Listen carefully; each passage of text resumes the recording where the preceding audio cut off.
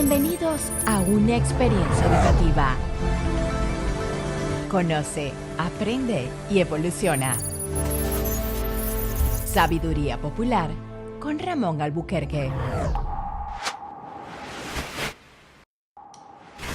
Bienvenidos a Sabiduría Popular, el espacio donde la historia, la cultura y el conocimiento se entrelazan para ofrecerte una visión profunda de los temas que impactan nuestro mundo. Nos sumergimos en el universo literario y periodístico de Gabriel García Márquez, el Nobel de Literatura que supo capturar el alma de América Latina y sus complejidades, más allá de sus novelas. Gabo también fue un agudo observador de la realidad geopolítica de su tiempo. El tema que nos convoca hoy es: ¿de qué manera afecta a la República Dominicana la crisis política y social sostenida de la República de Haití? Analizaremos todas las aristas de este tema con expertos que nos ayuden a desentrañar esta problemática que preocupa al Estado dominicano y el resto de la región. Para eso nos acompañan el general José Miguel Soto Jiménez, agregado de Defensa Naval, Militar y Aérea de República Dominicana en Washington; Trajano Potentini, politólogo y presidente del Colegio de Abogados; Eddie Skinner Osuna Martínez, abogado especializado en Derecho Penal, con experiencia en alta gerencia pública; y el doctor Juan Manuel Rosario, actual viceministro de Gestión Migratoria y Naturalización. En nuestro segmento cultural de la semana, les presentamos la interesante historia de la creación del dólar. ¿De dónde proviene? ¿Quién lo inventó? ¿Cómo se llamaba? Y en Por si te interesa, te contaremos todo sobre la imprenta, ese invento que revolucionó el conocimiento y la comunicación, transformando para siempre la historia de la humanidad. Acompáñanos en esta nueva entrega de Sabiduría Popular, donde el conocimiento es poder y la historia nuestra mejor maestra.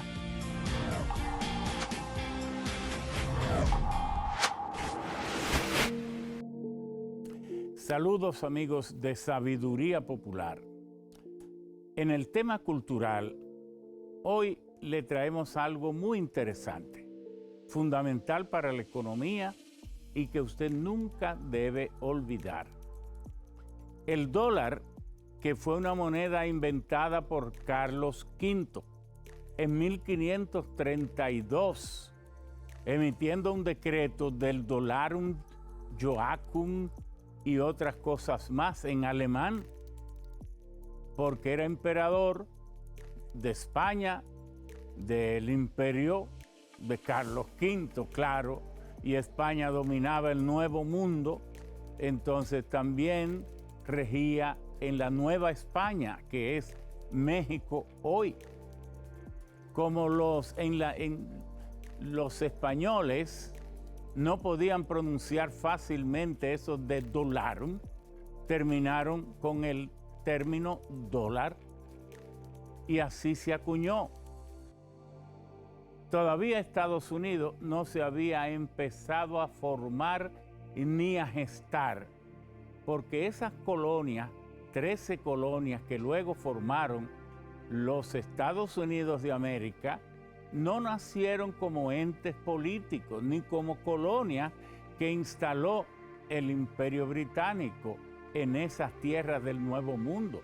No, fueron empresas que grupos de británicos o ingleses que huían de la represión del imperio porque ellos habían creado un movimiento de contrarreforma a la reforma anglicana. Ustedes saben que el rey Enrique IV separó la feligresía, las creencias de la Iglesia Católica del imperio de las de Roma, de las del Papa, y creó la Iglesia Anglicana. Y en la Iglesia Anglicana, el jefe de la Iglesia es el propio rey, que ejerce todo ese pontificado o patriarcado a través del arzobispo o del obispo de Westminster, en la abadía de Westminster. Allí se ejerce todo el poder de la Iglesia Anglicana, pero surgió luego un movimiento que se llamaban los puritanos, que exigían que el rey gobernara conforme a la Biblia.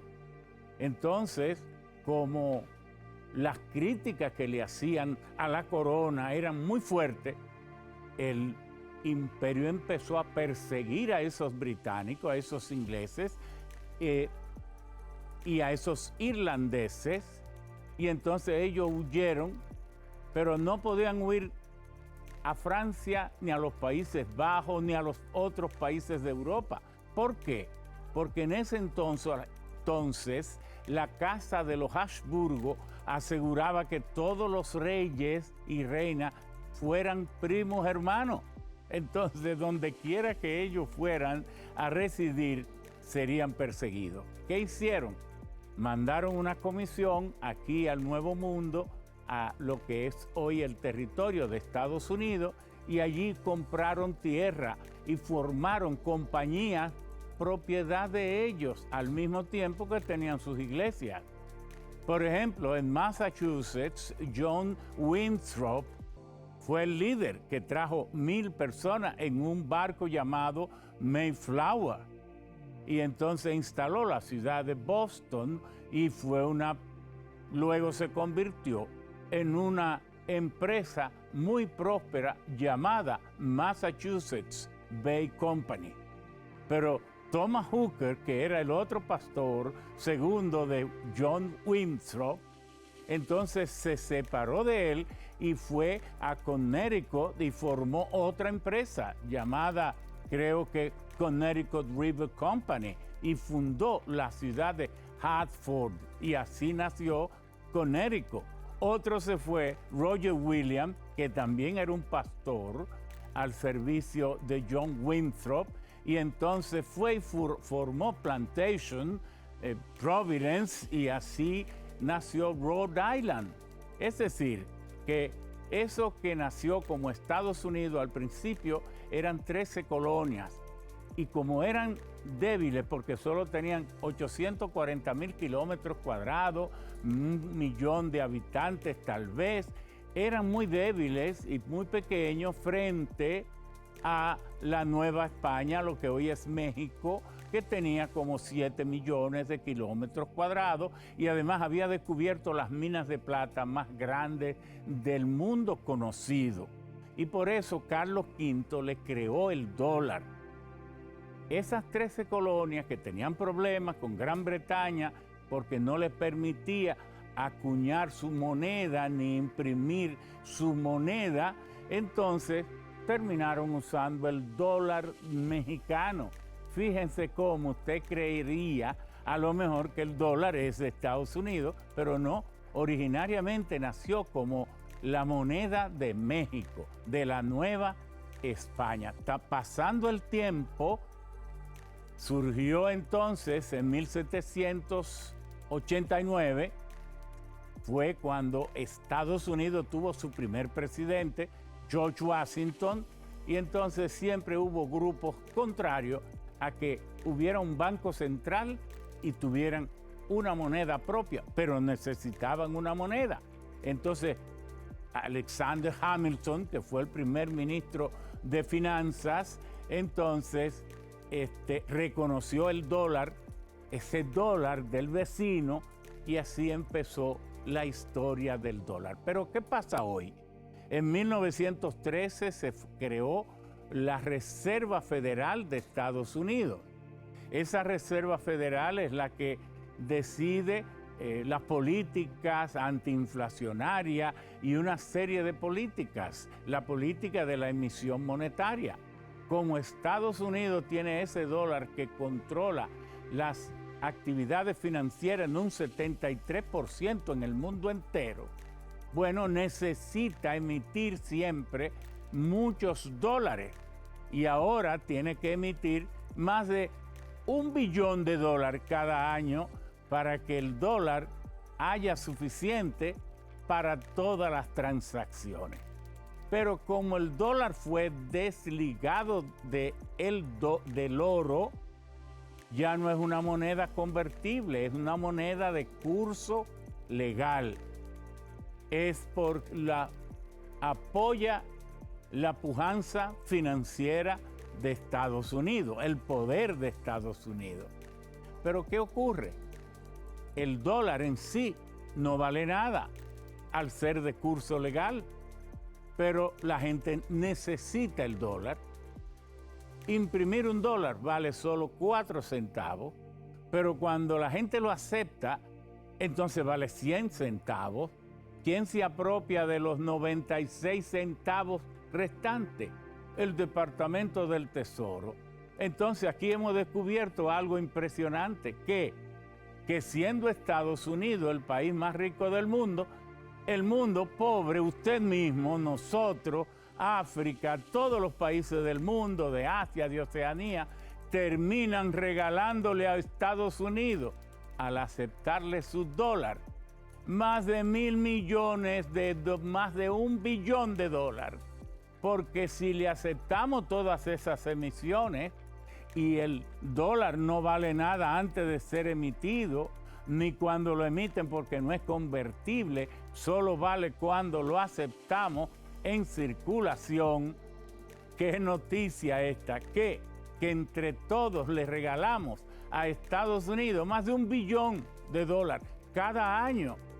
¿No nota usted que a ellos como que no les duele darle 70.000 millones de dólares a Ucrania para guerra?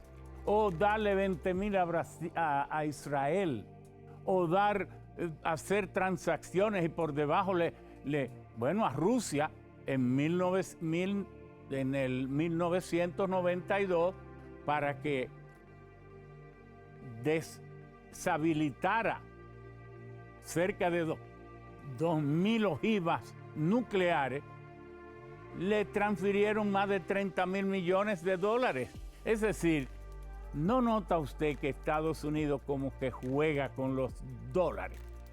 Sí, es que le estamos regalando más de $1 billón cada año, sin darnos cuenta, a través del aumento de la masa monetaria para mantener activa la economía del mundo. ¿No cree usted que esta nota cultural es muy curiosa y que vale la pena? Bueno, esperamos que lo recuerde. Muchas gracias.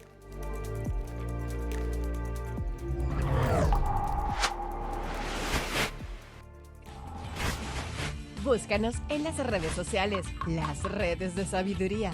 Síguenos en YouTube como Sabiduría Popular RD, Facebook, Sabiduría Popular, Instagram, Sabiduría Popular RD, Twitter o X, Sabiduría Pop RD.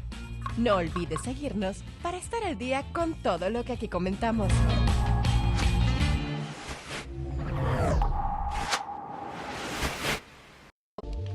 Por si te interesa.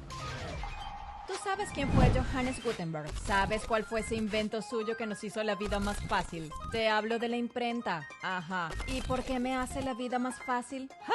Imagínate que para reproducir textos o imágenes tuvieras que hacerlo a mano. Es en serio. Así se hacía antes que la imprenta existiera. Pero antes que el tío Gutenberg hiciera la suya, ya había una imprenta rudimentaria creada por los papás de los pollitos de los inventos, los chinos, en el siglo II en la China imperial. A ellos se les ocurrió la silografía, o sea, una técnica de impresión con planchas de madera. Y ahora cuéntame, ¿qué hizo Gutenberg para que eso quedara obsoleto? El tipo, un sabelotodo por supuesto, en 1450 inventó moldes para cada letra, prellenos de hierro, y a eso le llamó tipos móviles. Esos tipos se alineaban para formar palabras y sujetados a un soporte se les ponía tinta, haciendo que fuera más sencillo reproducir textos cortos y libros completos. Entonces, pequeños saltamontes, está de más decir que esta genialidad cambió la historia, porque todo lo que no se había leído se imprimió para que todos los interesados en aprender lo hicieran. Además, aumentó considerablemente el nivel de alfabetización y se volvió tangible parte de la información importante de la época,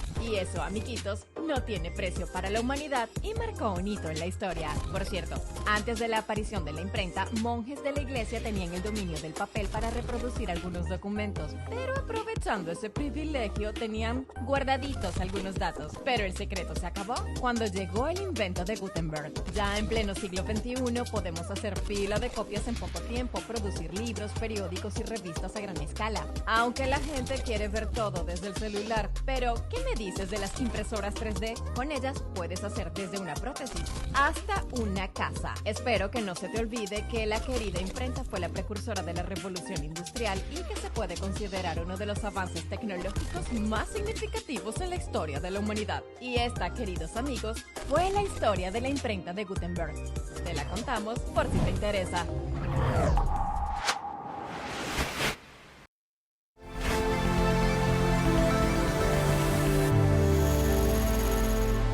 Sabiduría en Vivo.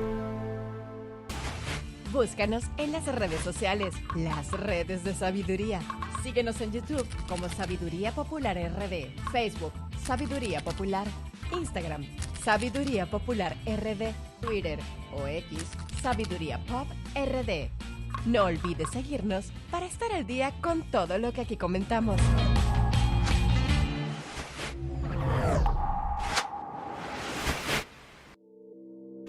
Amigos, el tema fundamental que vamos a traer hoy es ¿de qué manera afecta a la República Dominicana la crisis de Haití?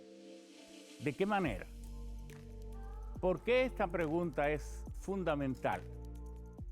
Para saber esto, tenemos enjundiosos ciudadanos invitados, intelectuales, reconocidas personalidades que nos van a ayudar a comprender el tema, pero mientras tanto debemos tener certeza de que conocemos algunos datos básicos de Haití, porque el que ignora lo que entiende que es un problema, nunca lo va a comprender.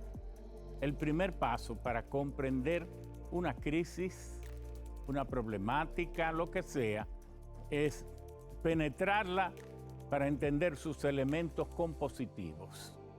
Haití tiene 27.750 kilómetros cuadrados. Sabemos que tenía menos de 20.000, pero en 1936, aquel modificación que hicieron al Tratado de 1929, terminó el régimen de Trujillo traspasándole a Haití o reconociéndole unos terrenos que ya ocupaba, y encontraron como buena justificación que como ya ellos los ocupaban, había que cedérselo. Bueno, los terrenos de la miel, que constituyeron algunos cerca de 8.000 kilómetros. Tal vez sea República Dominicana una de las pocas naciones del mundo que ha cedido terreno sin que haya habido una guerra, una conquista, sino tal vez por un acto del liderazgo dominicano inexplicable, pongámoslo así. Bueno, pero ¿qué otro dato tiene Haití?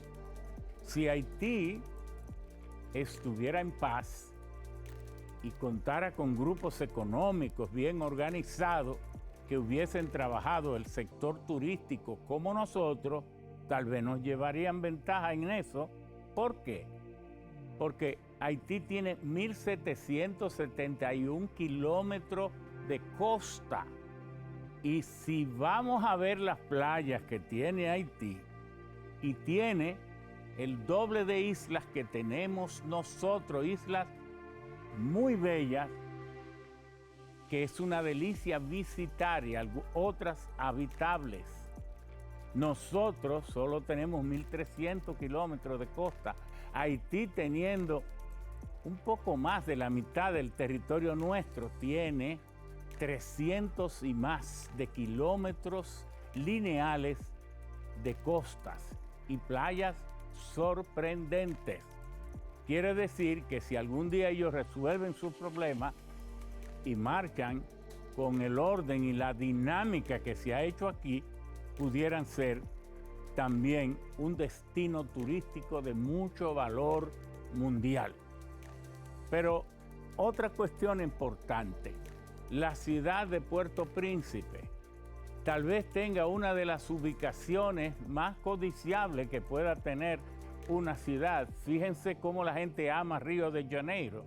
Bueno, pues Puerto Príncipe tiene la parte llana donde está el muelle, donde está la parte histórica, que no es muy extensa, pero entonces empieza a subir hacia Kenskoff, empezando por Damien, Pétionville, La Reforma, todo esto hasta llegar a Kenskoff, que son 2.000, casi 2.250 metros de altura. Quiere decir que es una ciudad que usted puede almorzar en la parte baja, en sus mariscos, y empezar a subir, y en 30 minutos, 40 minutos, usted está a 14 grados centígrados.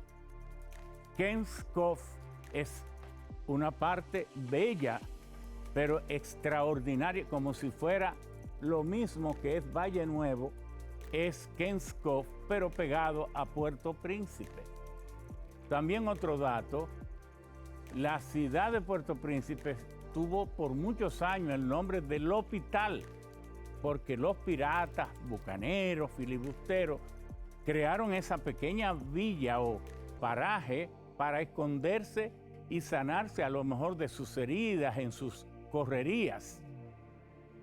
Fue en 1723 que el L'Hopital cambió el nombre a Port-au-Prince, porque un vapor se había hundido en el puerto, entonces tal vez no querían seguir repitiendo ese nombre del L'Hopital, que no es un nombre como muy propio para una ciudad y menos capital, y entonces terminó cambiándose el nombre por Puerto Príncipe. Pero otra cuestión, la población de Haití, no crea usted que ese problema que hay en Puerto Príncipe, ese problema de las bandas está en todo Haití. Haití tiene, según las estimaciones, en un país donde es difícil hacer un censo, no saben ni cuántos son, ni cuántos es su padrón para poder votar, entonces todo es estimado, pero se estima que es una población de 11.7 millones de habitantes, un poco más que nosotros, pero su población, ellos solo tienen un 55% de población urbana, el resto es rural. El mismo Puerto Príncipe tiene apenas 1.500.000 personas. Estaba hablando con un ex canciller de Haití hace 2 días y le preguntaba, ¿y cómo está? Dice, no, yo estoy en un pueblo que está a unos 40 kilómetros de Puerto Príncipe. Aquí esto es una maravilla, tranquilo, no ocurre nada, porque no crea usted que lo que ocurre con esas bandas en Puerto Príncipe ocurre en el resto de Haití. Está en muchos lugares, en un 90% del territorio está todo tranquilo. Pero algo importante, según los datos que nos da la CIA de Estados Unidos, la Agencia Central de Inteligencia de Estados Unidos, que como dentro de la comunidad de inteligencia de Estados Unidos tiene una página que es donde usted encuentra los datos más actualizados. Estos datos que yo les voy a dar son del 19 de noviembre de este año, por eso es que nosotros usamos siempre datos, tenemos el código para penetrar en esas páginas y obtenemos unos datos impresionantes. ¿Sabía usted que ya Haití tiene más católicos que aquí en República Dominicana? La Iglesia Católica aquí se ha reducido, según la CIA, al 44% y los protestantes ya son más, el 52%. Y en Haití, la Iglesia Católica tiene el 56% y los protestantes solo el 27%. Luego está el vudú, que dice la CIA que es solo el 3%. A veces exageramos, pero la economía de Haití es lo grave. Nosotros, en el nuevo método de lo que se llama de Purchasing Power Parity, el poder de paridad de compra, Purchasing Power Parity, el poder de paridad de compra, que es la nueva forma de medir el Producto Interno Bruto, nosotros tenemos 262.000 millones de dólares de Producto Interno Bruto, PP, al año. Los haitianos tienen 34.000, 8 veces menos. Por tanto, el per cápita de ellos es 2.300 dólares, el de nosotros casi 18.000. ¿Qué significa todo eso? Un desastre, pero además la capacidad instalada en generación de electricidad en República Dominicana ya se acerca a los 6.400 megavatios, que son 6.500.000 kilovatios. Pues usted sabe cuánto es en Haití, 450.000, 8 veces menos. ¿Qué implica todo eso? Que el 74% de los haitianos no tiene electricidad. Vive en el 1830. Bueno, pero para averiguar todo esto, para saber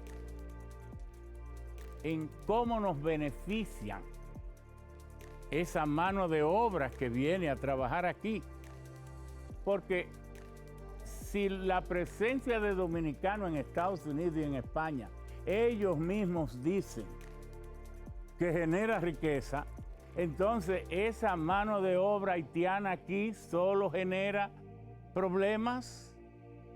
Pudiéramos estar interesados que al sacar toda esa mano de obra se desplome la economía, porque habría que preguntarle a la industria de la construcción, habría que preguntarle a los productores de arroz, a los viveros, a esa forma de producir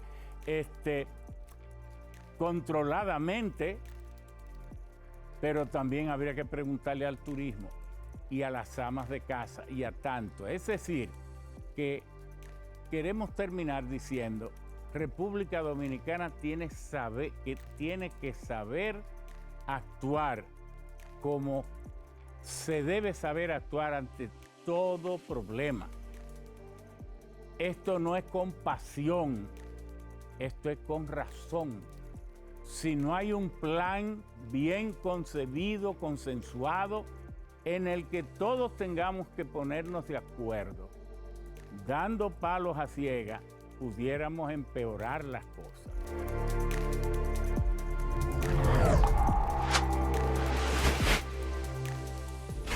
Cuatro cosas que no sabías de Gabriel García Márquez, maestro del realismo mágico. ¿Sabías que Gabo es uno de los 6 escritores latinos que recibió el Premio Nobel de Literatura? Gabriel García Márquez es el autor más traducido del siglo XXI. Empezó a estudiar para abogado y luego se cambió a periodismo. Tuvo 3 hijos, 2 varones, Rodrigo, Gonzalo e Indira, hija fuera de su matrimonio. El día 6 de marzo de 1924, cuando hubiese cumplido 97 años Gabo, se presentó su libro póstumo En agosto nos vemos. La imagen de Gabo está en el billete de 50,000 pesos colombianos. Gabriel García Márquez fue espiado por el FBI durante más de 20 años. Se considera el mayor autor del realismo mágico en la literatura. La obra más relevante de Gabo, 100 años de soledad, ha sido traducida cientos de veces y en más de 40 idiomas.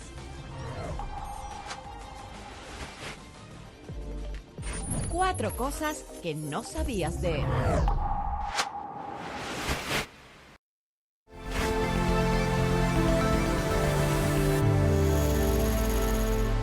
Sabiduría en vivo.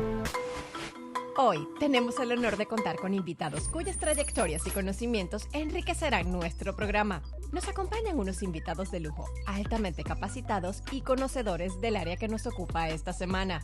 Nuestro primer invitado es el general José Miguel Soto Jiménez, escritor, académico, diplomático, militar, poeta, ensayista, historiador y político. José Miguel Soto fue secretario del Estado de las Fuerzas Armadas y actualmente es general de brigada, agregado de Defensa Naval, Militar y Aérea de la República Dominicana en Washington. Nos acompaña Trajano Potentini. Es abogado, politólogo y catedrático universitario por más de 34 años. Es actualmente presidente del Colegio de Abogados de la República Dominicana. También es director de publicaciones y coordinador académico y docente de la Maestría en Derecho Constitucional y Procesal Constitucional de la UAS. El siguiente invitado es Eddie Skinner Osuna Martínez, abogado especializado en Derecho Penal con experiencia en alta gerencia pública, docente universitario, experto en temas de negociación y resolución de conflictos, fortalecimiento y democratización de las instituciones.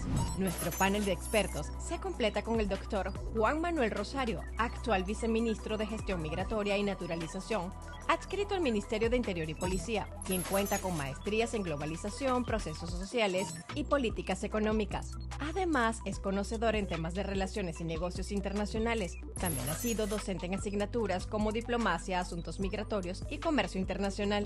Con estos distinguidos panelistas, estamos seguros que el debate de hoy será altamente enriquecedor y educativo. Bienvenidos a Sabiduría Popular.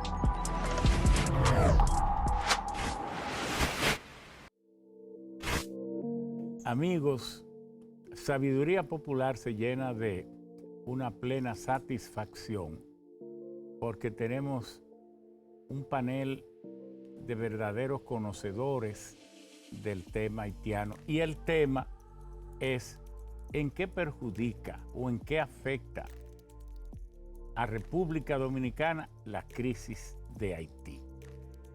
Vamos a iniciar de inmediato pidiéndole a una persona que conoce el origen de cómo se formó militarmente, porque los pueblos casi siempre tienen una bandera, un himno, un escudo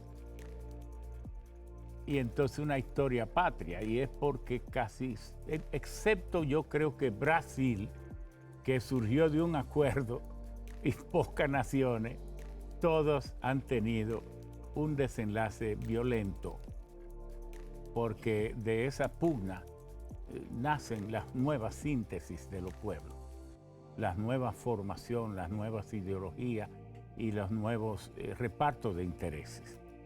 El general Soto Jiménez nos puede contar a nosotros brevemente cómo se gesta Haití, cómo después de esta ocupación de la isla en 1822, luego en el 1844 nace República Dominicana.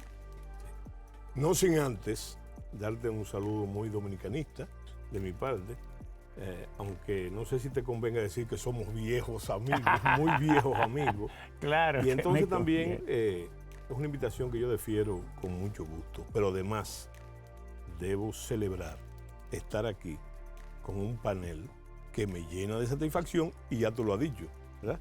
Porque conozco más o menos su pensamiento, ¿verdad?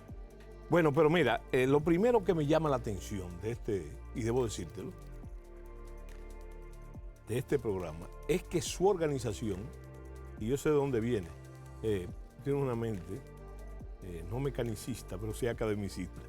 Pero yo quiero hacerte un señalamiento con relación, fíjate qué coincidencia. Tú sabes que hay lo que se llamaría en inglés un crossover entre el pensamiento político y el pensamiento militar. Es más, las dos cosas están regidas por las mismas reglas. Los 9 principios de la guerra se dan exactamente en la política. Lo que cambia son los medios. Bueno, pero yo te diría que lo que estamos haciendo aquí hoy, dentro de ese crossover, es el típico análisis estratégico. Y la gran coincidencia es cuando se va a analizar el poder nacional, comparativo sobre todo. Qué interesante el número, porque son 5 elementos del poder nacional que se barajan y en su introducción usted lo dijo. Bueno, pero la otra cosa muy importante es, lo que me ha tocado a mí, es precisamente una frase que yo repito muchas veces, lo he repetido en tu programa, y todas mis cátedras yo la comenzaba con eso.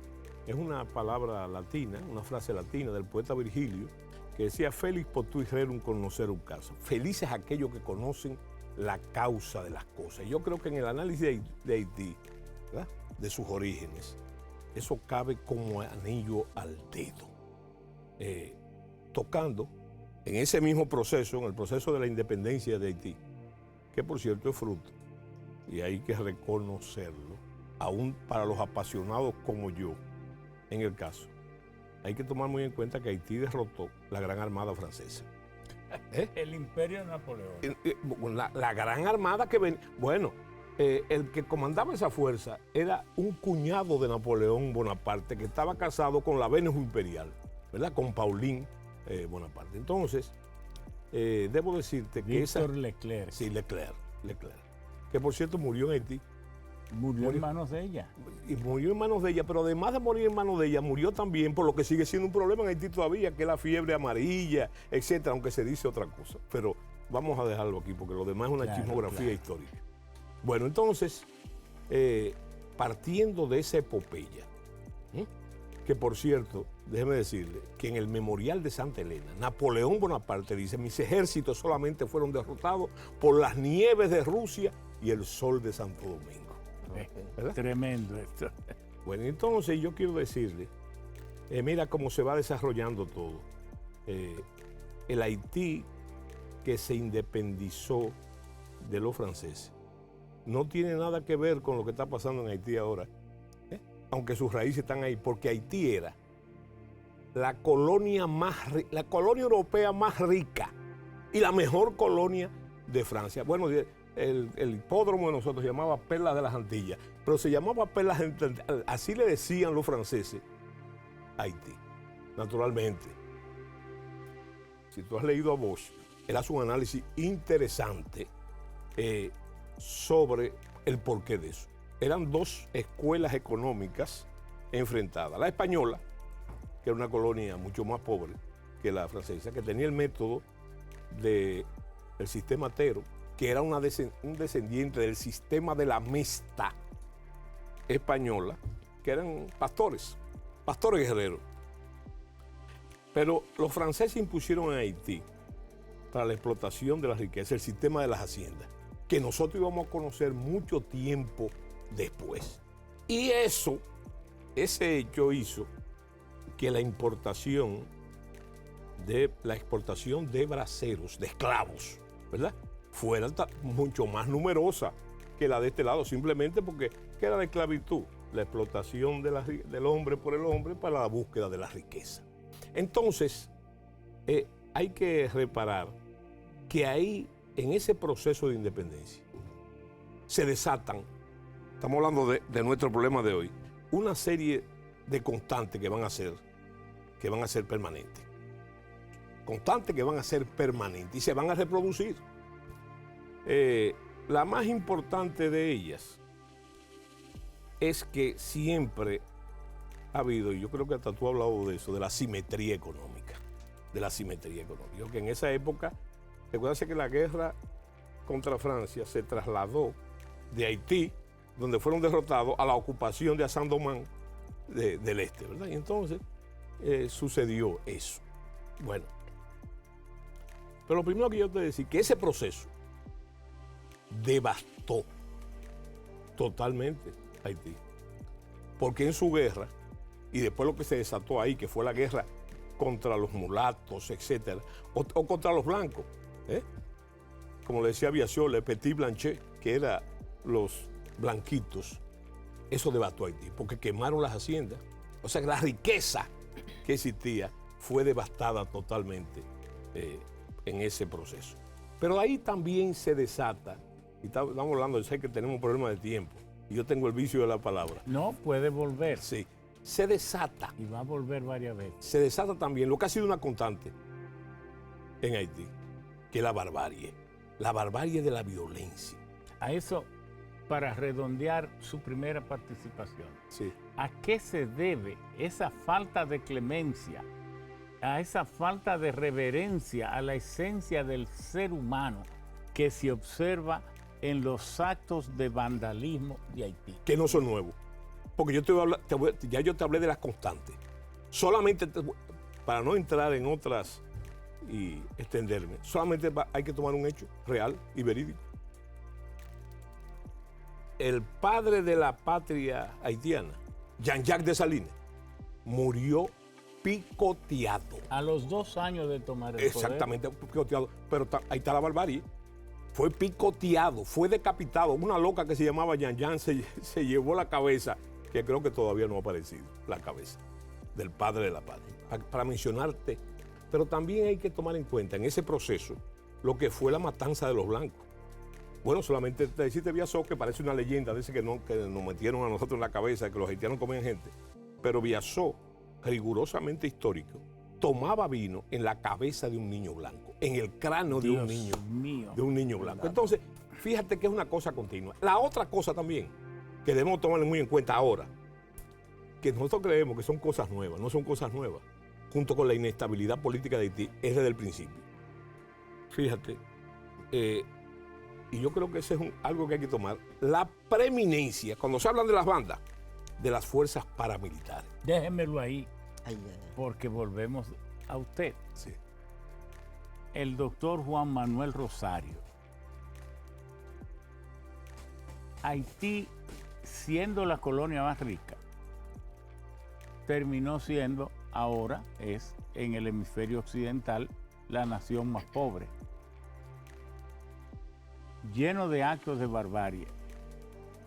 ¿Usted cree que eso pueda gestar en República Dominicana alguna forma de emulación, de que se puedan las relaciones políticas aquí ir degradando? Ese ejemplo tan cruel podría tener una repercusión en República Dominicana, o podrá República Dominicana influir en su comportamiento y en su entendimiento en apaciguar a los haitianos. Bueno, primero darle las gracias por la invitación. Y mire, yo tengo alguna diferencia con algunos enfoques que hay en la República Dominicana sobre el impacto que tiene la situación haitiana en la República Dominicana. Porque yo entiendo que el problema, el impacto que tiene la situación haitiana en la República Dominicana no está en Haití, está aquí. Ese es un enfoque diferente. Y le voy a explicar por qué. Yo tuve la oportunidad de abordar todo lo que tiene que ver con la política migratoria quizá de los últimos 20 años. Y cuando digo abordarla, es trabajarla. Usted actualmente es viceministro de Interior y Policía. Sí, pero no solamente eso, yo fui que hice la ley de migración. Esa ley de migración, y digo que el problema está aquí, esa ley de migración mandaba hacer un reglamento en un periodo de 6 meses después para... Esa que introdujo Tonti Rutiner. Sí. Entonces, ¿qué ocurre? Que el reglamento se hizo en el 11. Eran 6 meses después y se hizo en el 2011. En ese periodo había una situación jurídica en la República Dominicana, una especie de limbo jurídico desde el punto de vista migratorio. Porque la ley 95 había sido derogada y no se podía aplicar, y la nueva, que era la 285, tampoco se podía aplicar porque no tiene reglamento. Eso trajo como consecuencia... En el gobierno de Leonel Fernández. Sí, eso trajo como consecuencia una entrada enorme de extranjeros en la República Dominicana y algunas debilidades en la aplicación de la política migratoria. Pero también se planteó un plan nacional de regularización para nosotros establecer, o sea, el Estado Dominicano establecer el hecho de que el extranjero ilegal se sometiera a la legalidad del Estado Dominicano y no a lo inverso. No que el Estado Dominicano se sometiera a la ilegalidad del extranjero. Reconociéndolos como... Entonces se planteó el plan de regularización. Eso tenía que abrirse de paso en 3 meses, que el Consejo Nacional de Migración le diera curso. El Plan Nacional de Regularización se puso en ejecución en el 13 y la ley fue en el 2004. Entonces el problema y el reglamento del...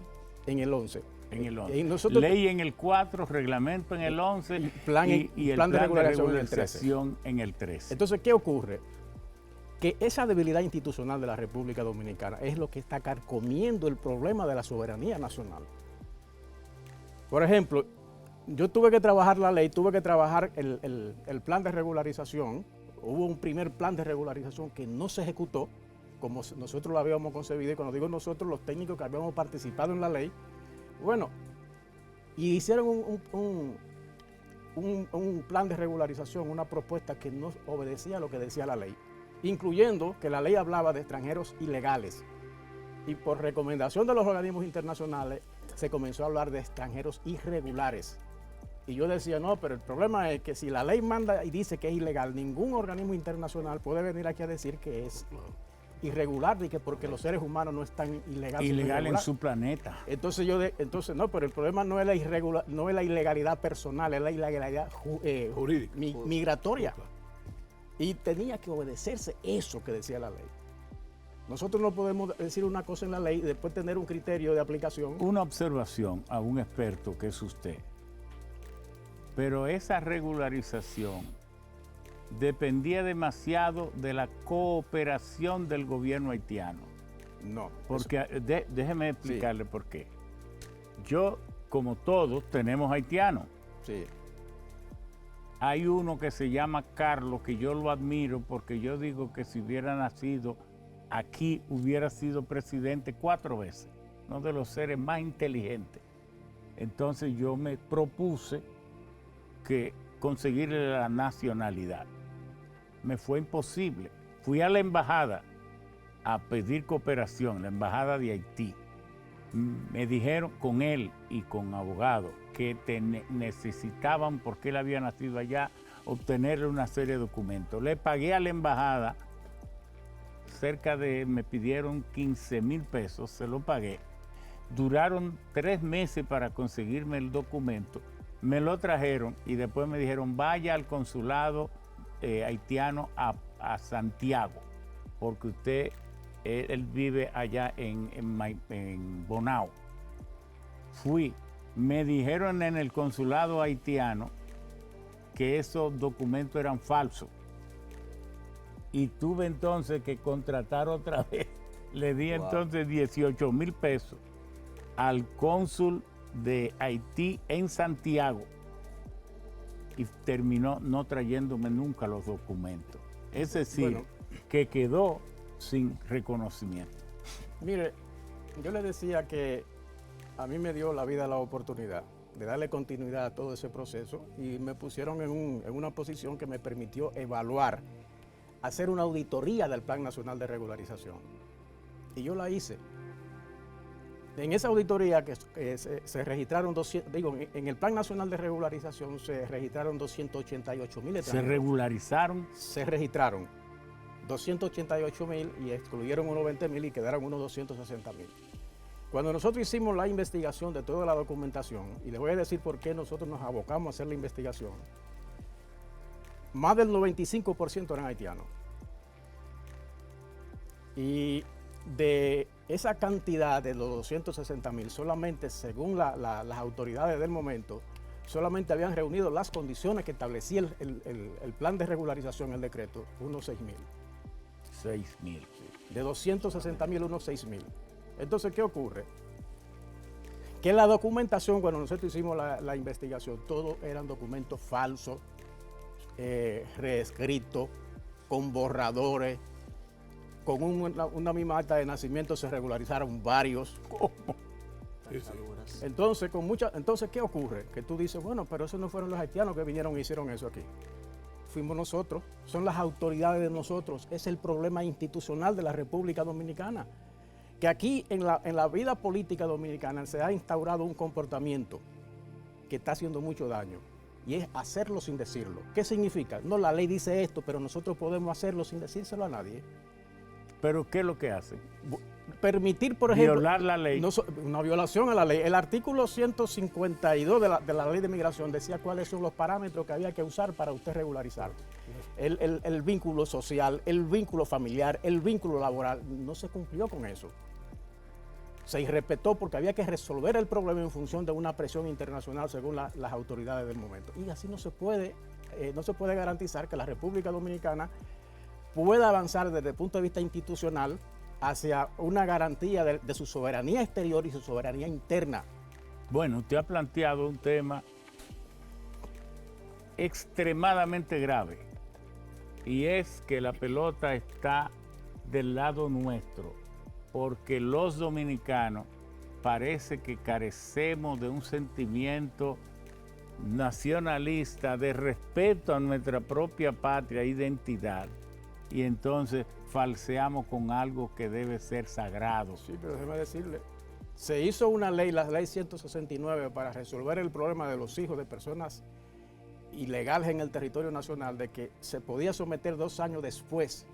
Si cumplía con los requisitos, podía solicitar la naturalización en la República Dominicana. Pero la misma ley 169 dice que conforme a la ley 1683 del 48, que es la ley que regula todo lo que tiene que ver la nacionalidad o la naturalización de extranjeros en la República Dominicana. Con eso no se cumplió.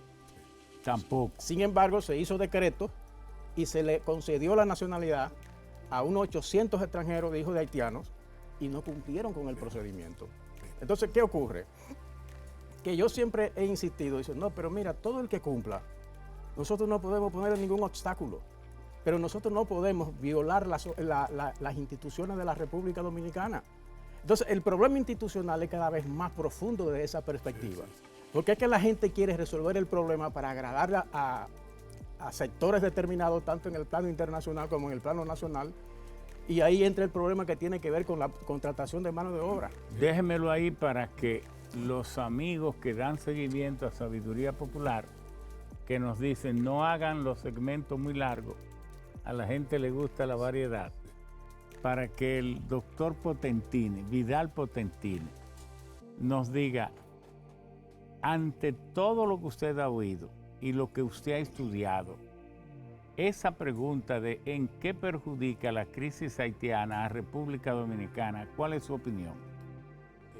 Saludarles a ustedes, este gran panel, y por qué no a todos los amigos de Sabiduría Popular. De verdad que altamente complacido, y yo digo que soy donde está Juan Manuel Rosario, el general Soto Jiménez, yo soy un oyente en este proceso, y máxime con un tema que en Juan Manuel reconozco hace 20 años por la motivación de que nosotros nos integráramos a todo este proceso. Puedo decir que Juan Manuel fue el autor prácticamente, el principal cultor de lo que fuera esa acción de inconstitucionalidad en el 2005 que dio como resultado la reivindicación en alguna forma, si se quiere, de parte de la soberanía en aquel momento donde se nos quiso arrodillar con el tema de la Corte, en este caso Interamericana de los Derechos Humanos, la competencia que no fue adoptada correctamente también en un fallo definitivamente que es institucional y más aún atinente a la propia soberanía, con la no ratificación de esa competencia por parte del Congreso Nacional. Aspectos que no se pueden subsanar y que en algún momento tuvo que desempolvar el Tribunal Constitucional y asumirlo y plantearlo después de lo que fuera pues aquella sentencia famosa. ¿Usted cree que esa actitud que fue básicamente asumida por Milton Ray Guevara, entre otros, ¿verdad?, fue loable? Bueno, todo acto y más de naturaleza jurisdiccional, constitucional, el calado, el ámbito de esta sentencia, pues evidentemente que tendrá que haber un equilibrio, muchos sectores en contra, otros a favor. Yo particularmente la suscribí en su momento, la apoyé, y era en alguna forma ese déficit que ha planteado Juan Manuel tradicional que se venía verificando en la República Dominicana, de un descuido sostenido sobre todo por parte de los dominicanos, ¿verdad?, en materia de su registro civil y otros tantos ámbitos que debieron haber sido considerados de manera rigurosa y no con lo que ha sido pues esas debilidades históricas, trajo como consecuencia de que tendremos que reconocerle al Tribunal Constitucional que en alguna forma puso el dedo sobre la llaga, trazó las pautas para nosotros despertar y tener que hacer todo lo que se ha hecho. Yo debo decir que el problema haitiano definitivamente que es el problema más grave que país alguno pueda tener en el caso concreto de la República Dominicana, por el impacto, porque no se aprecia en su dimensión. Yo le grafico de la siguiente manera. Algunas personas me dicen, bueno, en mi rol de conocedor de parte del derecho constitucional, me dice, bueno, pero hay una ley que te obliga, que tienes que ponerte el cinturón. Pero es mi vida, es mi autodeterminación. ¿Por qué yo tengo que ponerme un cinturón? Es de seguridad a la hora que estoy conduciendo. Y yo le explicaba, digo, bueno, es que no es tan sencillo, es más complicado. Porque detrás de todo esto hay un déficit de naturaleza de prestación social que le compete al Estado. Si te matas o si tienes algún inconveniente sin la debida seguridad, es tu autodeterminación, pero quien tiene que irte a socorrer, a gastar el dinero, a gastar en los médicos, a gastar en lo que tú supones para la seguridad social y para todo el entorno que tiene el Estado que asumir, es el Estado que le corresponde. Entonces, por eso el Estado tiene que obligarte. Entonces, el tema de si la economía tiene problemas no es tan sencillo, porque hay un pasivo que no se advierte, que no se conoce, que se va a caer la industria de la... hay que buscar un equilibrio. Me beneficia la industria de la construcción, pero vamos a ver las escuelas, vamos a ver el gasto social, vamos a ver los hospitales, vamos a ver un sinnúmero de prestaciones también, que por otro lado tenemos que dar a nivel impositivo para que eso pueda hacerse manejable, que creo que es un punto que sería conveniente también que se pueda poner en un escenario como este sobre el tapete, para ver que la fiebre no está tan en la sábana, al mayor drama humano, al mayor problema, que tenemos, que es la hermana República de Haití, y la repercusión en todos los órdenes sanitarios, migratorios, todo lo que tú quieras, en el orden económico, y por qué no hasta en el tema de humanitario, de los derechos humanos, todo lo que puede significar o representar para el país en la actualidad. Bueno, pero dice la CIA y el Departamento de Estado que Haití es un país que se ha vuelto inviable porque hasta la naturaleza ha estado en su contra. En 2010 murieron tal vez entre 250, no se sabe con precisión, pero más, y 1,5 millones quedó sin hogar. Desde luego. Pero en el 2021, entonces ocurrió otro terremoto de 7.2 que en el sur, en el brazo ese que sale de Haití, murieron 2.000 personas y 500.000 quedaron sin hogar. El caso es que Haití es ahora mismo una nación que se considera inviable desde el punto de vista de lo que conocemos tradicionalmente, sin electricidad, sin nada. Una nación sin infraestructura. Pero yo creo que no sería un tema tanto de la naturaleza. En el periplo histórico, en la síntesis que magistralmente hacía el general, desde su génesis, ¿verdad? Hay que recordar que las devastaciones no fueron fruto no tanto de la guerra, sino que el esquema de lucha de los haitianos es dando candela por todos los lados, el fuego. Y es así como sacan a los franceses. Entonces devastado, y la misma cultura, la misma tradición de hasta tribus, ¿verdad? Del tema de África, fíjate cómo es que se ubican, y más aún esa depredación, si tú haces una foto de satélite, te va a encontrar que es un escenario que está devastado de forma tradicional porque no hay esa cultura de sostenibilidad. Entonces cualquier agüita le va a dar en la madre, que es lo que se ha registrado con los tantos tormentas tropicales y ciclones y demás. Entonces responden a esa parte, amén también de la ubicación geográfica que lo convierte en un puente idóneo para el narcotráfico, para el trasiego de armas y otras tantas barbaridades en el orden delictivo que se dan ahí, que es positivo, importante también, ya a nivel, no diría, bueno, de geopolítico, pero desde el punto de vista de la actividad criminal, para los cárteles y demás, el que haya ese desorden, que hoy por hoy se registra. O sea que son muchos los componentes que van a mantener a Haití en este estado de sitio, de guerra, amén de la poca trascendencia o importancia que le dan los mismos Estados Unidos y la CIA, si no tienen un control estratégico. Norteamericanos son sus intereses, y eso se expresa en todo el proceso de política exterior que llevan. Entonces yo creo que hay muchos elementos que, más que la naturaleza, es lo que ellos han configurado tradicionalmente. Solo se observa una foto de satélite y usted ve lo que tenemos ahí. Se dice que la misma Iglesia Católica, a raíz de la independencia, duró como 38 años sin reconocer la independencia de la nueva nación. Pero también se conoce que Francia, como todas las naciones esclavistas, eran blancas también, y en esos tiempos incluso tenían mucha afinidad en su gobierno. Muchos habían pertenecido en sus regímenes a la casa de los Habsburgo y todo eso. Se dice que hizo un trabajo terrible diciéndole a las otras naciones blancas: si ustedes apoyan la independencia de Haití, sus negros también se le van a rebelar. Y eso causó que la nación rica, por la exportación de añil, de jengibre, de azúcar, de una serie de productos, aceites esenciales que muchas veces, que todavía hoy Haití es uno de los principales productores y exportadores, y también de fruta, pues esa nación rica pasó a ser pobre porque no tenía quien le comprara. Así es. ¿Usted comparte esas? Sí, incluso me atrevo a referir que debemos recordar, la pregunta esencial en esto es: ¿de quién se independiza Haití? una nación de esclavos hasta ese momento, de esclavos negros. Entonces, evidentemente, la reacción de las grandes potencias al independizarse de los blancos, ninguna de ellas reconocieron la independencia de Haití.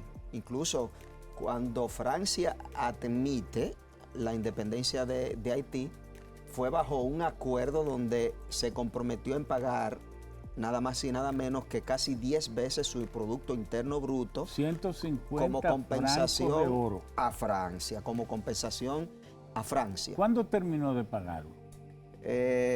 Bueno, Se dice que fue en 1940 y tanto, no sé. sí, 1920, más o menos. algo así. Pero ya eso implicó préstamos incluso a bancos norteamericanos y suizos. Norteamericano, estadounidense. Estadounidenses, correcto. Porque acusamos a México y a Canadá diciendo norteamericano. Correcto. Miren, yo estimo, ante la pregunta de en qué afecta la grave crisis y lo que yo llamo la grave conmoción social, política, económica y la grave crisis de inseguridad de Haití a la República Dominicana.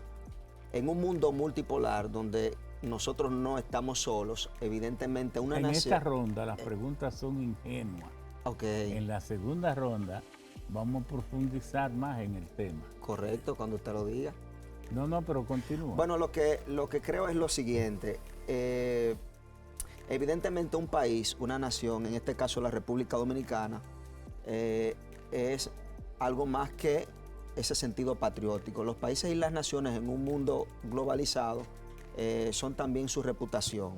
Y yo estimo y he observado que el reciente primer ministro, el anterior, y la canciller haitiana se dedicaron bastante tiempo en crispar la reputación de la República Dominicana ante los organismos internacionales, y evidentemente el país ha tenido que, ante una política exterior agresiva hacia el país, intervenir en los organismos internacionales.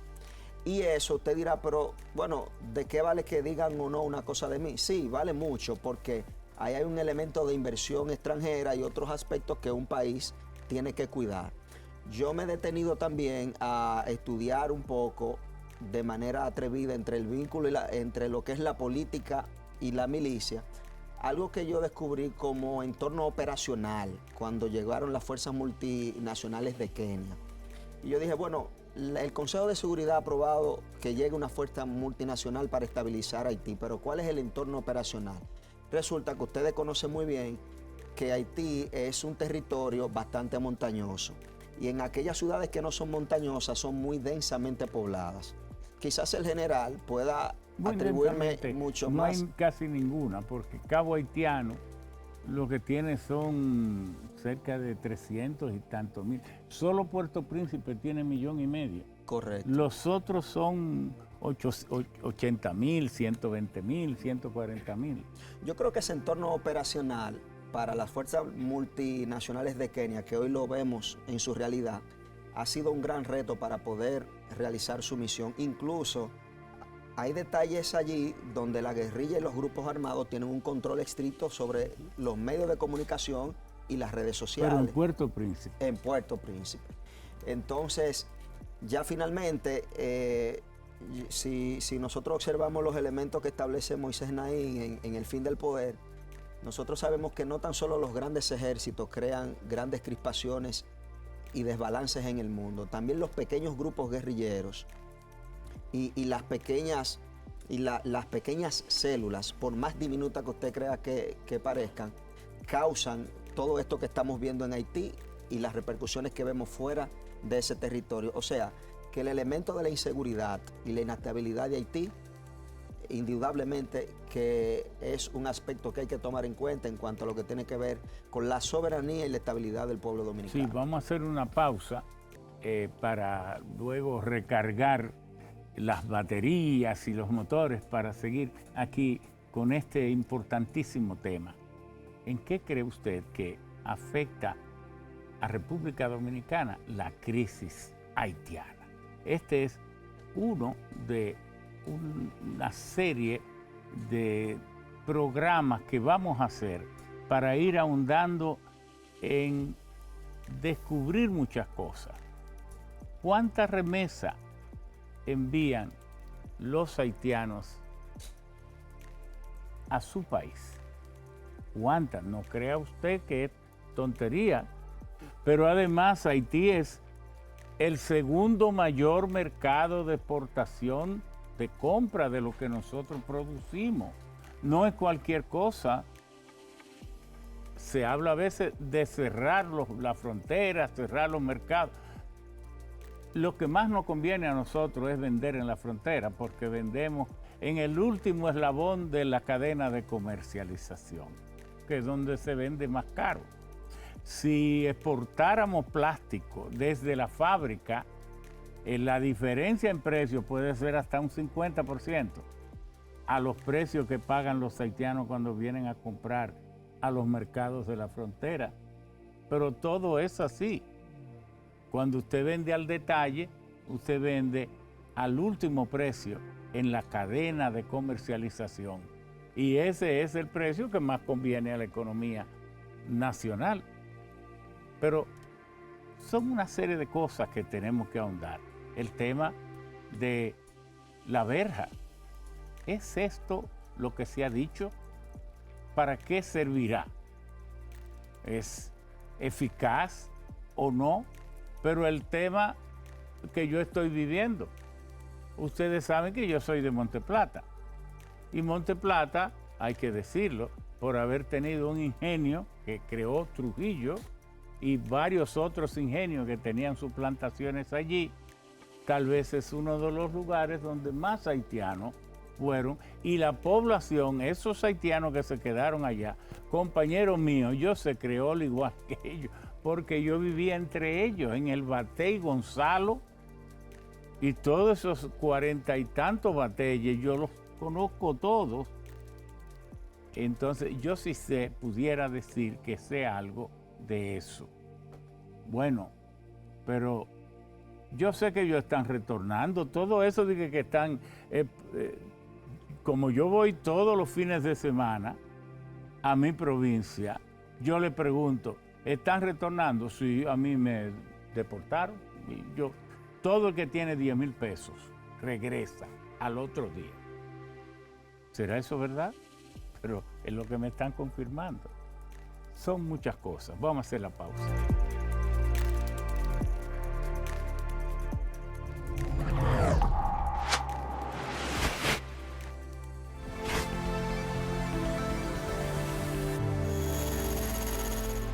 Sabiduría en vivo. Por si te interesa.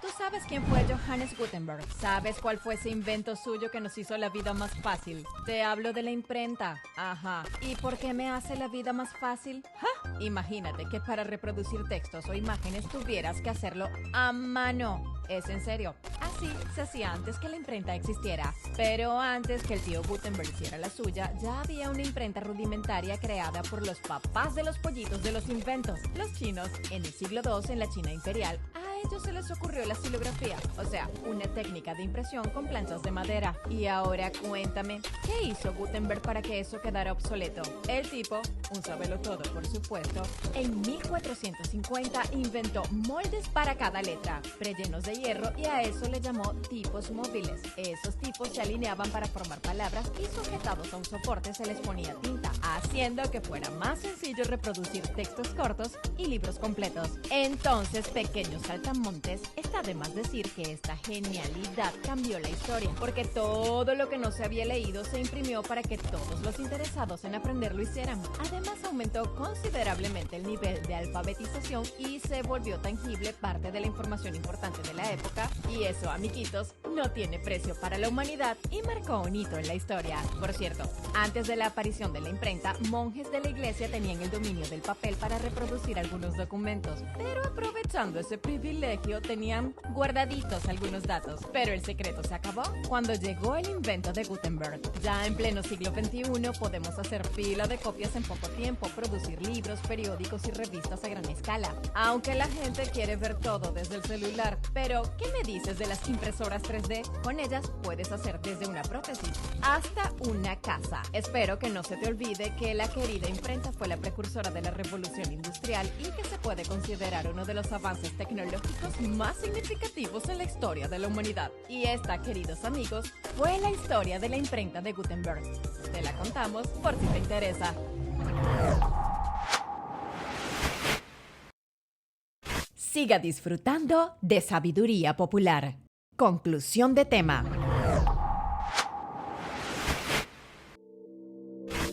Bien, Juan Manuel Rosario, ¿cuál cree usted que debería ser el plan de República Dominicana para poder enfrentar el número de indocumentados, poder ofrecer una política razonable para contratar la mano de obra, no solo de fuerza de trabajo bruta, sino también técnica que requiera de una manera transparente y que sea beneficioso a la economía dominicana y por tanto también a la haitiana?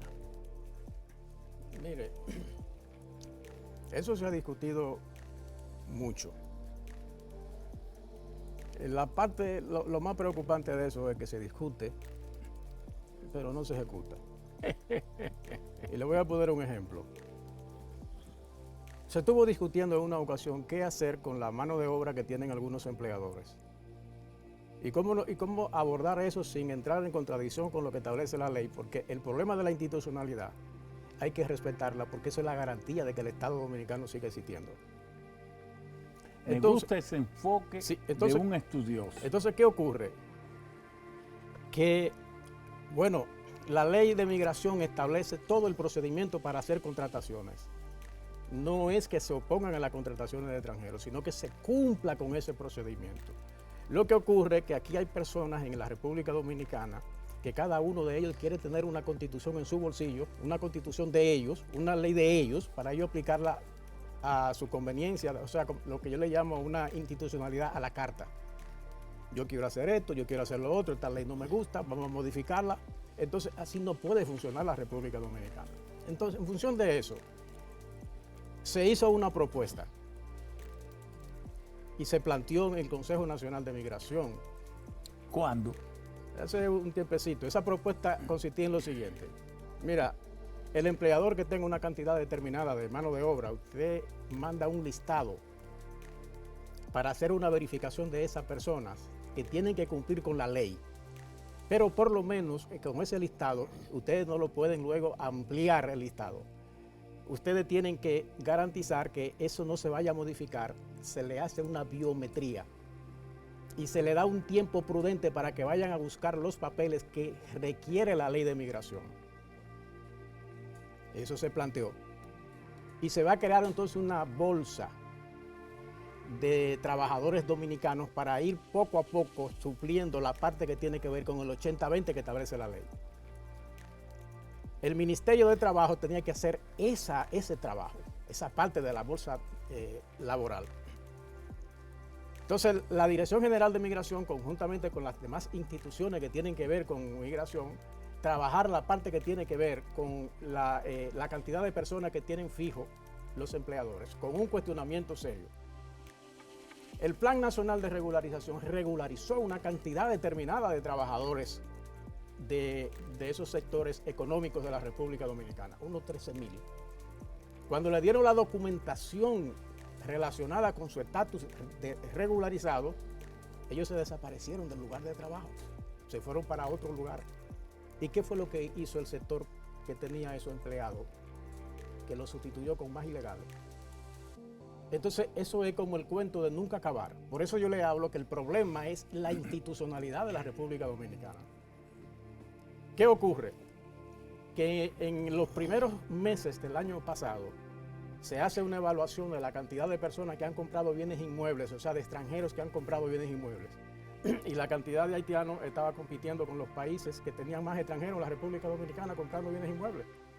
Pero eso no tiene nada malo si se hace conforme al derecho de la República Dominicana y conforme a la ley, porque es que nosotros partimos, y cuando digo nosotros, quien les habla, de que la soberanía de un Estado desde la perspectiva internacional está compuesta por un territorio, un gobierno, una población y el reconocimiento internacional. Son elementos que no se pueden vulnerar. La población, usted no puede permitir que a través de la migración sea vulnerada porque eso es una forma de irrumpir en la integridad de la soberanía.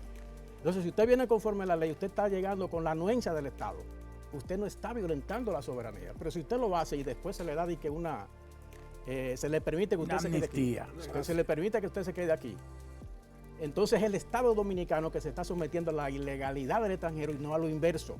No que el extranjero se someta a la legalidad del pueblo de la República Dominicana. Y se viola la soberanía interna también porque esas leyes son emanadas por un Congreso que fue electo por el pueblo dominicano. Su soberanía está siendo violada. Correcto. Ahora, en cuanto a la valla, usted con su visión militar y con su profundidad en el conocimiento de la estrategia, de la táctica y de lo que es un plan de protección de la soberanía y de la integridad territorial. Mire, hay un problema, y me voy a poner adelante. Un dicho popular, que el guardia cuando no le hace la entrada, la hace a la salida. Entonces, yo quiero, antes de responder inmediatamente a tu pregunta, lo primero que yo quiero, no puedo abstraerme de cosas vitales que se han dicho aquí. No puedo abstraerme. Por ejemplo, Juan Manuel, yo conozco bien el trabajo de él, lo he seguido. Y te voy a decir algo. La respuesta mía frente a eso es la de guardia. Yo he dicho y he sido en ese caso. Sacar al No es ahí que está la cosa, lo que dice.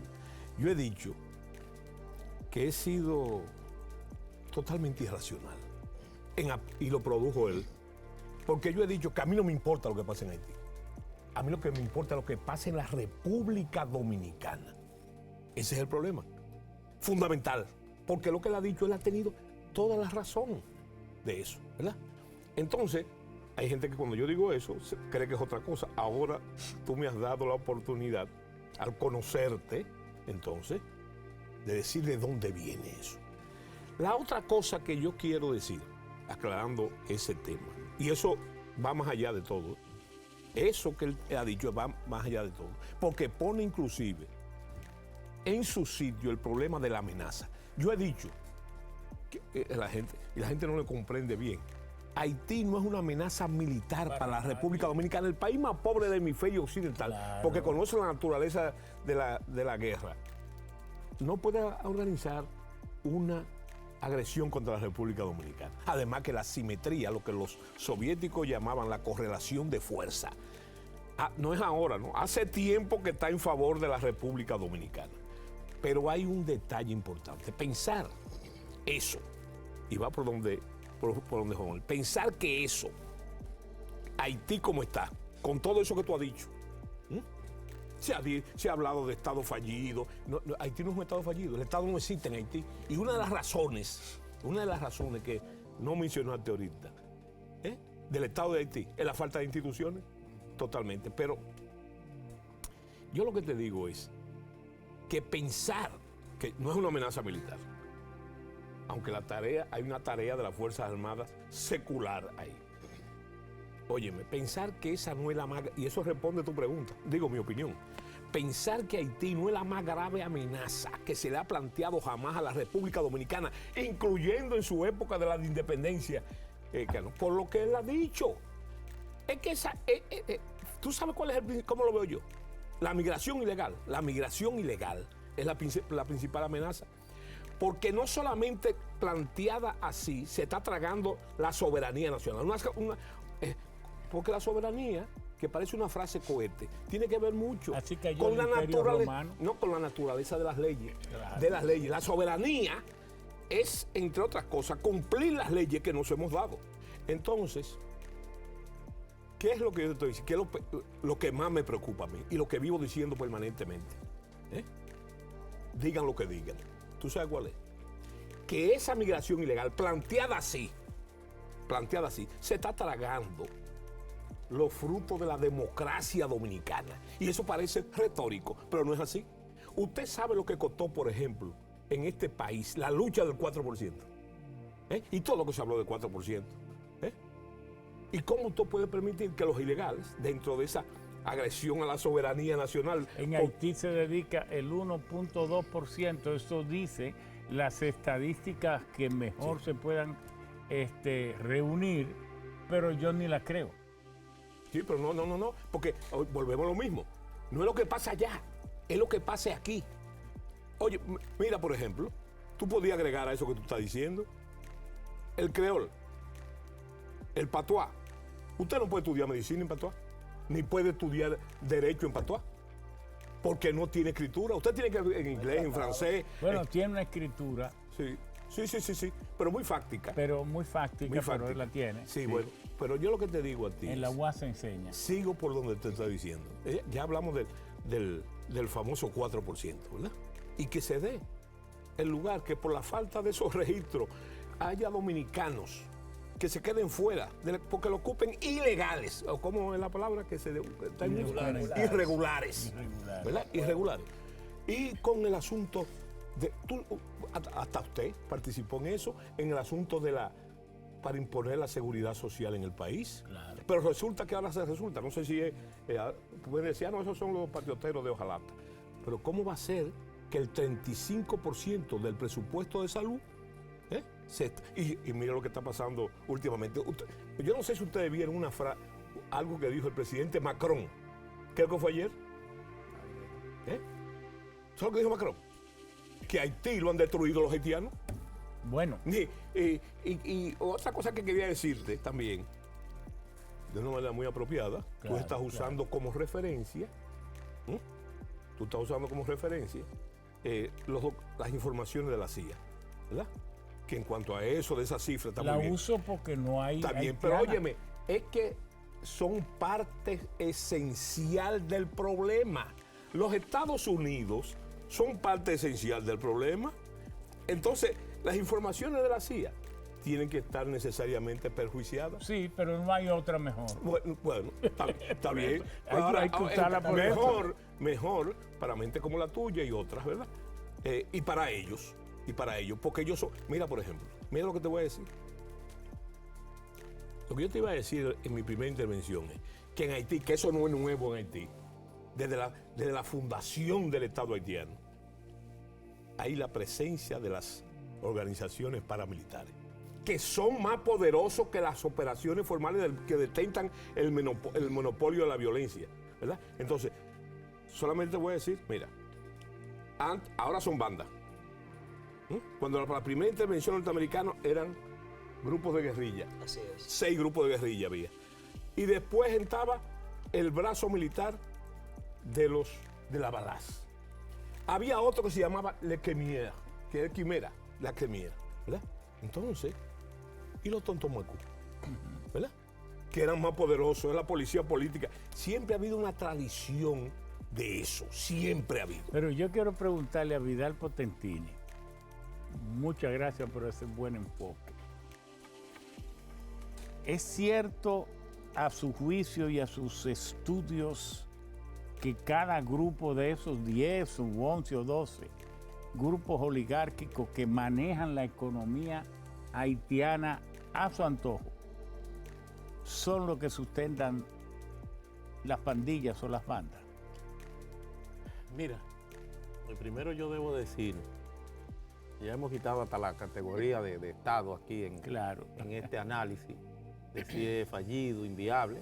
No hay duda de que está inmerso en una guerra civil, de que estas pandillas definitivamente que tienen una fortaleza hasta institucional a nivel geopolítico. Solo habría que recordar que Guy Felipe estaba preso por drogas y de buenas a primeras, bueno, no sé si fruto de una delación premiada, el hombre lo rehabilitan y aparece en escena con por la capacidad, incluso las proyecciones de con ínfulas. hasta presidente. ¿Quién lo llevó? Ha perdido escenario y es muy lamentable que nosotros tengamos que adentrarnos, integrarnos a analizar la problemática interna de Haití al margen tal vez de deslindar o de ver lo que debería ser la preocupación natural nuestra, que es dominicano para los dominicanos y en razón de la realidad que tenemos. Pero bien, tenemos eso ahí. Lo que sí yo tengo que decir es que de los graves problemas de Haití, entre otros, y ustedes hacían mención, aunque no le daban el enfoque, es el tema del idioma. Es un idioma de que automáticamente lo va a aislar, porque eso no lo hablan, no sé si en Brasil, en algunas islas, pero no lo hablan casi en ningún lugar. No solamente también otro punto que es el de esa porque Haití fortaleza cultural. Publican que Haití tiene 2 idiomas. Claro, cuando yo he ido allá una vez, estaba a nombre del gobierno dominicano, solicitado por el BID, nos correspondió organizar 2 departamentos del Ministerio de Agricultura. Nosotros estuvimos allá trabajando en el Bureau de Recherche Minière, el Departamento de Investigaciones Mineras, y en el Bureau de Pêche, y en el Departamento de Pesca. Y nos dimos cuenta que hablábamos francés muy bien con los funcionarios de alto nivel, en términos pero de su abajo, preparación. el pueblo no habla nada, casi su idioma oficial. Cosa en francés. Escúchame, de orden. Qué bueno que creol es lo que habla. No, pero eso nos retrata a nosotros. La situación social de Haití. ¿Cuál es la realidad? Que esos 12 y sus allegados solamente hablan creol para dirigirse a sus sirvientes. Y la naturaleza. La gente, mira, uno de los problemas que tenemos nosotros es que nosotros derivamos, bueno, eso es un francés mal hablado. Mira, eso es una mezcla de holandés, de normando, de español, de inglés. Ese es el creol. Eso es un elemento que hay que lo aisla. La estructura del creol es el picardí, que era l'ancien francés, el francés antiguo, sí, pero tiene palabras tomadas del Deutsch, del holandés, del inglés, del todo. español. Pero mi reflexión final es que definitivamente... Es cierto que esos grupos que sustentan las pandillas, bueno, que las pandillas tienen claro que una sí. sustentación en los estructuras de Claro poder. que sí. Es que a nivel, incluso reitero, a nivel geopolítico institucional, de cara a los intereses estratégicos internos y qué sé yo, de geológicos, mineros y todo lo que pueda haber ahí. No es tan sencillo, amén también de la geopolítica del crimen organizado, de ese puente natural para el trasiego del narcotráfico, de armas y otras tantas barbaridades. O sea, hay un componente internacional que no le interesa en el fondo el que Haití pueda levantarse. Yo he dicho que la única solución, y lo planteé desde el magnicidio, desde el momento, que tendrían, es que se abocaran en el entorno, en el concierto, ¿verdad?, del tema internacional, a lo que sería ni siquiera la rehabilitación, porque está funcionando en apariencia, o por lo menos nominalmente, de uno de los órganos principales de Naciones Unidas, que es el Consejo de Administración Fiduciaria, que su último proceso lo tuvo en el 1994, Palau, hasta que la llevó, lo administró. Eso habría que dárselo bajo ese esquema a Naciones Unidas, si hubiese el interés de que institucionalmente, con un compromiso, más allá del aspecto interno de Haití, sino en el entorno internacional con quienes tienen esos intereses, se pueda levantar o se pueda lograr eso vigilado y supervisado de Haití. Pero lo que hay es una madeja de intereses que hoy por hoy, pues lo que nos tiene a nosotros discutiendo, nosotros con tantos problemas, con tantos inconvenientes derivados, lo que se dan desde Haití a nivel de nuestra educación, de presupuesto de educación, el de salud, el tema sanitario que supone, el tema migratorio, el tema de la falta también de institucionalidad ambiental, señores. Sí, entonces no es tan sencillo lo que se está planteando. Escúchame, que no ha participado. Sí, pero para que no se nos quede esto. No tenemos tiempo. Pero es para seguir ahí, por ahí. Lo de la... ¿Quién financia las bandas? Eso no lo dijo Potentini. ni lo ha dicho Juan Manuel, que no lo ha dicho, ni lo ha dicho él. Yo le voy a decir. Son los Estados Unidos. Formalmente acusó al señor Biyu, que es uno de los 12, le quitó lo penalizó, le quitó la visa y le hizo incautación de cuentas allá. Claro. ¿Acusado de qué? Primero fue Canadá, que lo acusó formalmente. Después lo acusó los Estados Unidos. Y hay otros ya de esos ricos que han sido sometidos por eso. Porque el tinglado que está pasando ahí, que hay que comprenderlo bien, es parecido al de la mafia. Lo que esa banda defiende es la territorialidad del delito. En Puerto Príncipe. Ahora, ¿qué hace un Estado? ¿Cómo puede el Estado, o lo que llamemos que es el gobierno haitiano, tener una fiscalidad, cobrar impuestos? Las bandas cobran más impuestos que el gobierno. Entonces, ¿cómo puede sobrevivir Haití?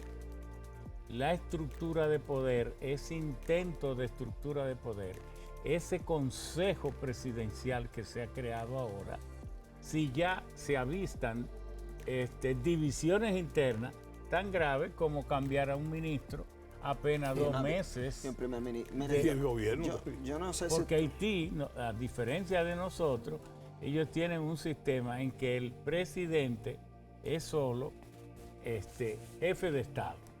El jefe de gobierno es el primer ministro, distinto a nosotros, que el presidente es jefe de Estado. Matrícula europea, el esquema, el sistema de ellos político. Que no le ha funcionado. Yo no sé si ustedes recuerdan una ola que impusieron los organismos internacionales ante la grave crisis institucional y dictaduras de Haití, que fue suprimir su ejército. La respuesta de la República Dominicana, cuando esa ola estaba en auge y se le impuso a Haití y así tomó la decisión, la República Dominicana la quisieron forzar a tomar esa decisión, pero la respuesta fue crear el CESFRON. Correcto. Mientras la República Dominicana mantuvo su dignidad de su soberanía, lo que hizo crear un cuerpo especializado.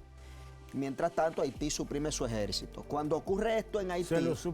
Se lo suprimieron. Cuando ocurre esto en Haití, las élites haitianas empiezan a formar sus propios ejércitos. ¿Cómo? Sí, desde allí es que apoyo la moción de su pregunta y la convierto en una afirmación de que ciertamente los grupos armados en Haití son financiados por la élite haitiana. Cuando en la audiencia de confirmación, y esto es un dato que pudiera ser especulativo, pero el que razona puede concatenar esto, cuando en la audiencia de confirmación del embajador de los Estados Unidos, él dijo allí en el Congreso que su misión era luchar con el tema de la crisis haitiana y el trasiego de armas. ¿Cómo que se llama? Algo, ese es su... Kenneth. Sí. Entonces... O Kenneth. Sí, el nombre es, lo tengo aquí anotado, Juan Carlos Utirregui. No, pero ese es el dominicano. El dominicano, sí. En su audiencia de confirmación, él mencionó el trasiego de armas. Yo no soy un experto militar, por eso es que soy bastante atrevido en decir todo esto, pero yo creo que donde hay trasiego de armas, como dice el connotado jurista y amigo Potentini, donde hay temas relacionados al narcotráfico, trasiego de armas y todo esto, siempre se mueve lo que Moisés Naín, y vuelvo y lo repito, lo menciono otra vez en El fin del poder, refiere que el dinero es el que determina la hegemonía de todas estas operaciones. Y yo creo afirmativamente, bajo este colofón histórico y coyuntural que le he descrito, que ciertamente estos grupos los financia la élite. A esos grupos de poder y de elitistas sacarán más provecho del caos que de un Estado mínimamente organizado. ¿Es eso lo que usted quiere decir? Correctamente, porque también no es casualidad que en plena crispación de la crisis social, política y económica y de seguridad, un ex convicto por narcotráfico llegara el 1 de noviembre del 2023, Guy Philippe, a Haití, liberado por una condena que cumplió en los Estados Unidos. Bueno, todos ustedes ahora van a tener 3 minutos, de 3 a 4 minutos, para redondear lo que han querido decir y lo que han dicho. Y entonces hacer las recomendaciones. Por favor, respeten el tiempo para que todos puedan participar. Don Juan. Bueno, lo primero en esta síntesis. Miren, nosotros tenemos que evitar la cultura del empuje que tienen los habitantes de esa parte de la isla y la cultura de recule que tenemos nosotros. Si ustedes analizan la historia, nosotros venimos reculando y ellos empujando. Oh, y sí, le entregamos casi 8.000 kilómetros. Lo que pasó con el canal recientemente es parte de esa cultura de empujar y nosotros recular. Y eso nosotros tenemos que darle mucho seguimiento. Nosotros teníamos recientemente 476 asentamientos haitianos en la República Dominicana. 476. ¿Cómo 400, se define se hizo un eso? estudio. Los asentamientos, lugares donde se establecen poblaciones de haitianos, teníamos 476. El caso de Friusa es un ejemplo de esa cultura de empujar y empujar y empujar y nosotros recular. Entonces ya eso tenemos nosotros que ponerle tenemos que ponerle atención. Aquí todo lo que tiene que ver con la frontera física es importante, pero más importante para mí es la frontera jurídica, la frontera cultural, la frontera social para defender este país. Porque de que hay una actitud de hacernos asumir esa población, la hay. Hay acciones, hay una orientación a que los funcionarios de la República Dominicana se hagan, que no hablen, que se hagan de la vista gorda y que sigan abriendo puertas. Sí, tenemos 5 minutos. Vamos a ver, usted propugna por un respeto al orden jurídico y que cumplamos rigurosamente con ello en el tema migratorio. Y escúcheme, yo sé que es muy poco tiempo, y eso debe incluir acabar con el secretismo para el manejo de esos temas. Sí, y con la corrupción en esa frontera. Bueno, yo lo que debo decir que República Dominicana frente a Haití se ha proyectado como el país más solidario que registra la historia en cualquier escenario. También es verdad. Algo que poco se reconoce. Yo recuerdo cuando el terremoto, dije, bueno, se paró Haití, la economía va a partir de los planteamientos que habría hecho la comunidad internacional, de los anuncios, de los envíos que le iba a hacer. De todo lo que anunciaron, ni siquiera le enviaron el 2%. Y de ese 2% que enviaron, se robaron también, sabrá Dios si el 1,5% o más.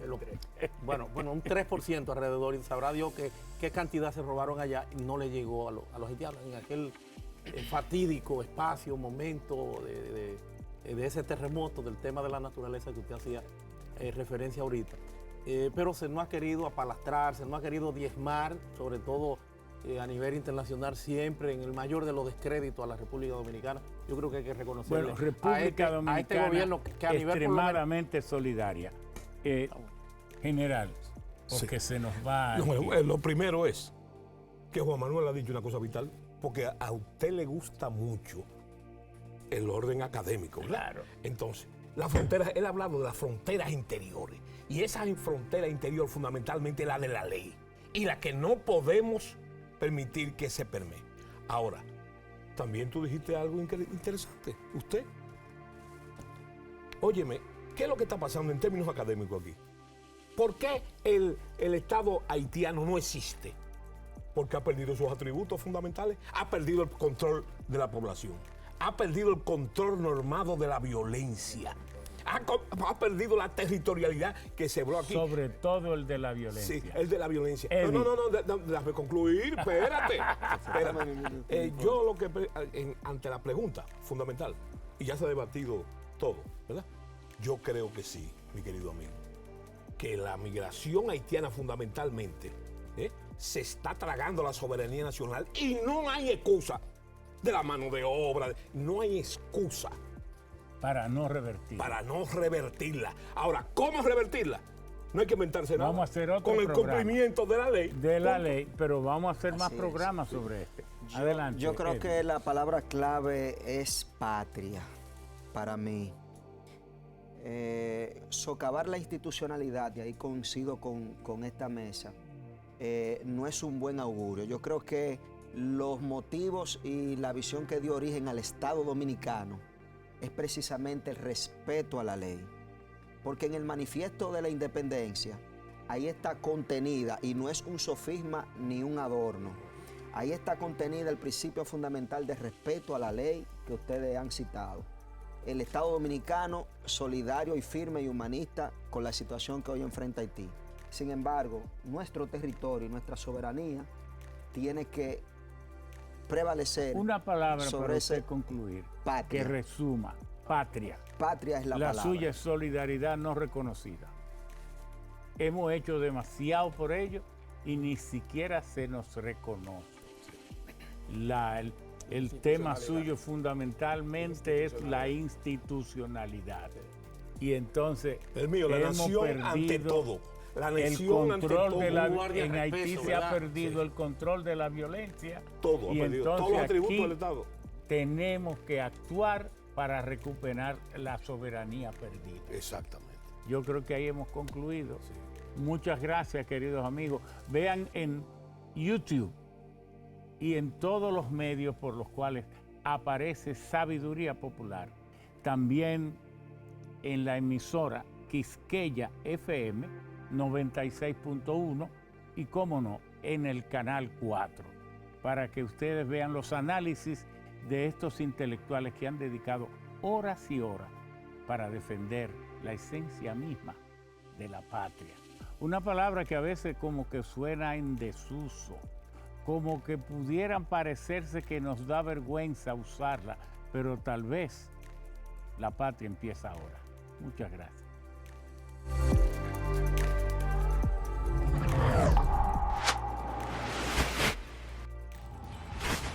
Búscanos en las redes sociales, las redes de sabiduría. Síguenos en YouTube como Sabiduría Popular RD, Facebook Sabiduría Popular, Instagram Sabiduría Popular RD, Twitter o X Sabiduría Pop RD. No olvides seguirnos para estar al día con todo lo que aquí comentamos.